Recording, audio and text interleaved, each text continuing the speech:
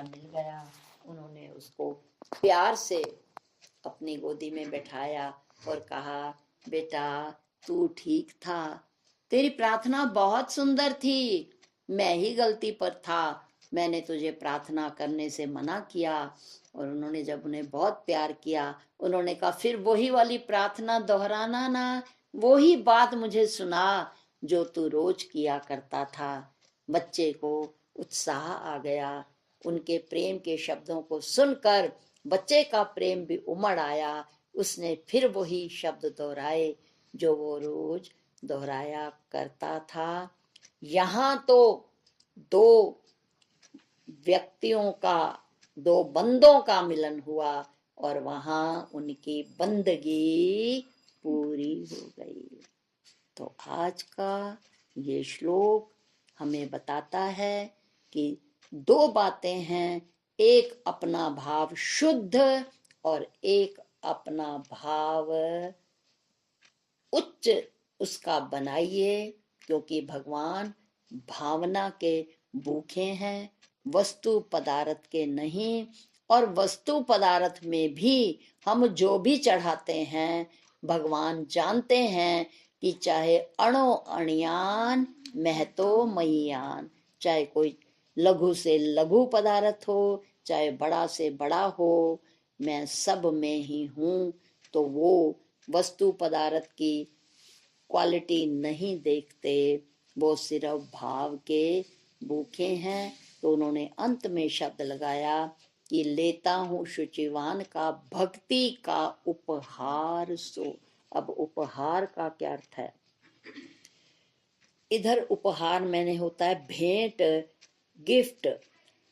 भेंट कब स्वीकार होगी? तो इधर आइए, दूसरा अर्थ है संस्कृत में उप मैंने ऊपर, हर मैंने हरण करना। जो हमारे अंतःकरण में तरह तरह की बार बार यही बात आएगी कि इन्हीं विकारों के कारण, इन यही विकार हमारी दृष्टि आधार रूप में नहीं जाने देते।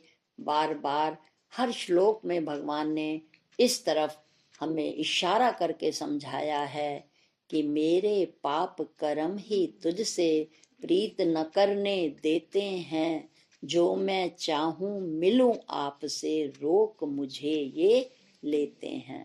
तो उपहर, जो तेरे अंतःकरण में काम, क्रोध, लोभ, मोह और ममता के जो विकार हैं, उन्हें उपहर यानी उन्हें हरण कर ले। अंतःकरण में जब तक ये विकार रहेंगे, हमारी आधार दृष्टि नहीं बनेगी।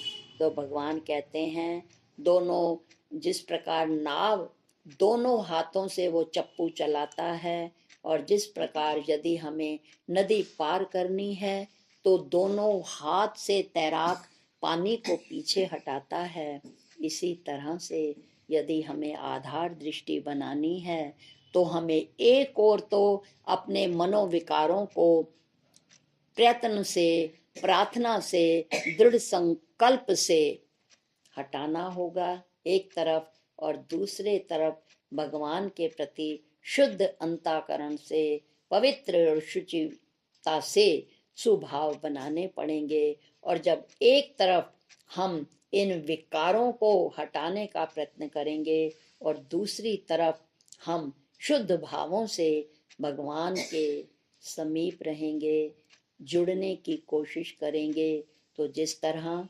दोनों हाथ से तैराक नदी पार कर जाता है और दोनों तरफ चप्पू चलाकर मांझी अपने किनार को, अपने नाव को किनारे से लगा देता है, उसी तरह भगवान कहते हैं कि तू एक तरफ तो अपनी कामनाओं का उपहरण कर, इन कामनाओं पर विजय प्राप्त कर, और दूसरी तरफ मुझे भक्ति का उपहार देगा तो निश्चय ही तू भव सागर से पार हो सकेगा। यही आज के श्लोक में भगवान हमें समझाने की कोशिश कर रहे हैं।